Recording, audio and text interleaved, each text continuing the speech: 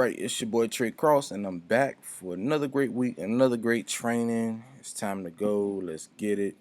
You know the drill. I want to congratulate you and appreciate you for your dedication to really like getting better and grinding at your whether it is your hobby, your future career, your craft, whatever it is yours. So I respect anybody that's determined to do anything, positive, to do anything great.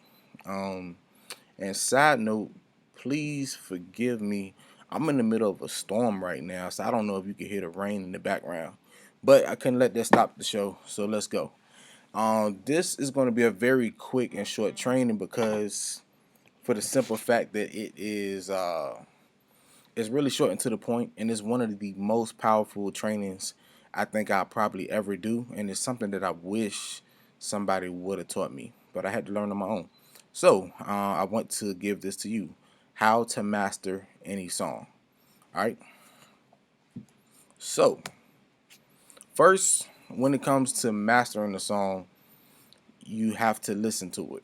Now, when I say master a song, I'm not even talking about the songs that I have that I share with you, on a week by week basis. I'm just talking about, let's say it's a song that you really want to learn, you need to learn it now, or a song that I haven't put in the members area.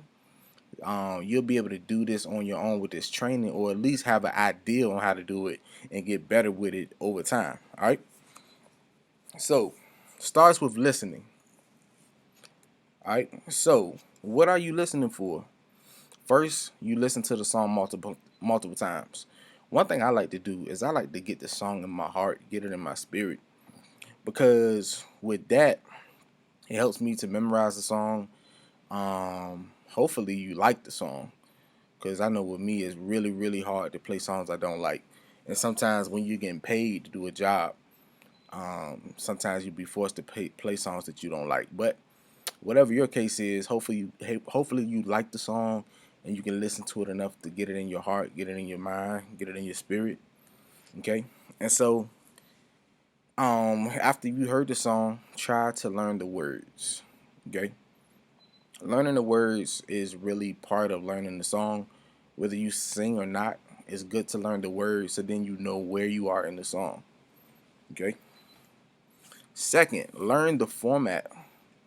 Listen to the listen. I'm sorry, we're not learning yet. We're just listening. Listen to the format of the song. Like, does the song have an intro? Does it have a chorus? Does it have a vamp? Does it have a verse? Does it have a bridge? Does it have an outro? Listen to all that stuff and listen to the order. Is the verse first? Is it a first verse and then second verse and then or is it first verse, chorus, second verse, chorus? I know a lot of gospel songs are like that. A lot of gospel songs start off intro, first verse, chorus, second verse, chorus, and then sometimes they'll, after that second chorus, they'll go to some type of bridge or straight to the vamp, and then it might be an outro. So just listen to the format of the song. That's what I mean by format. All right. Then listen to the melody. The melody is that part of the song that everybody hears. That's even like if you had a child to listen to a song, like my 4-year-old, he can pick out the melody to any song.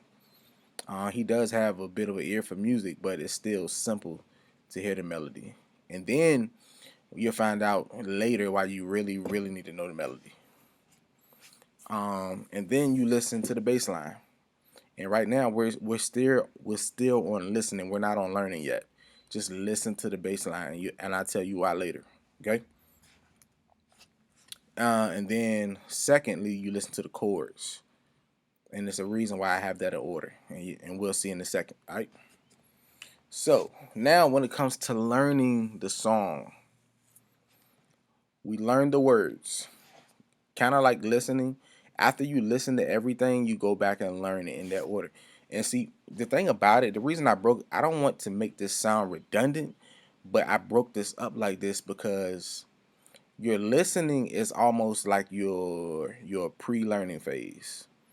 It's a lot of times. It's times I'll admit it's times I've been lazy, or I didn't have a lot of time to learn a new song. So I listened to it enough to buy me a lot of time, so I didn't have to sit down with the song for a long time. Okay. So then I learned the melody, and a lot of times with the melody on your right hand, um, the melody will lead you to the right chords. Okay. So then you learn the bass line. The bass line is very, very, very important because learning the bass line, all it means is you're learning the tones of the scale. So just like when I taught you your 6-4-1-5 chord progression, it's a lot of songs with that 6-4-1-5 chord progression in the bass line. So you learn that. You learn the bass line before you learn the chords. Because once you learn the bass line will lead you to the right chords because you now understand your chord placement or your piano chord blueprint. So you know if you go to the 6, it's a good chance you might play the 6 minor chord. Okay. Then when you go to the 1 on the bass line, you know you're probably going to play the 1 major chord on the 1 bass note. And then when you go to the 5, you'll probably play you may play the 5 major chord, you may play the 1 major chord. But learn the bass line after the melody. Don't learn the chords first, learn the bass line first. That'll save you a lot of time. Okay? And you may be asking, what if I can't hear it? It'll come with time. That's why it's good to learn the chord progressions that I showed you in the beginning. And so once you learn the chord progressions, you play the chord progressions over and over and over. And the thing about music, when you listen to something over and over and you play it over and over, your ear develops and you're able to hear it better. That's how you learn by ear. It's by repetition. It's not magic. It's just straight up repetition. It's like going to the gym and getting muscles. You just hitting the weights constantly. And that's how it is with music. Just repetition. That's how we get better. Next, you learn the piano chords. So just like I said earlier, once you learn the bass line, you understand the progressions. You know this one song goes 1, 3, 4. Now, when you go to play the piano chords, you already got an idea of what chords to play. And after when time goes on, I lie to you not, like your chords will fall. Your right hand will fall right into place because it becomes so second nature because you already know where your chords go. You understand your piano chord blueprint. Okay. Then perfect each part before moving on. So you learn the intro. All right. So play that intro over and over and over and over. Master that intro. All right. So after you master the intro, then move on to the next part. If the next part is the first verse, learn that first verse. Master that first verse. All right. Before you move on. Then the next might be the chorus. After you learn the chorus, master the chorus. Get it down pat. Okay? And go part by part. Master each part at a time. And then after you get each part at a time, and then eventually you have the whole song. So practice the whole song until you can't make any mistakes. That's how you master the song. Amateurs, I'm not saying you have to be a professional. Okay? I'm not I'm not trying to put you in the I don't know what your goals are, but whether you want to be a professional or not. Amateurs practice until they get it right. Professionals practice until they can't get it wrong. I much rather you practice like a professional, even if you have no desire to be, because it's way more fun. Trust me, it's way more fun to play a song that you're comfortable with because you know it inside and out. Okay? So that's my training. That is how you master the song. If you got any questions, leave them in the comments. I'd be happy to answer them.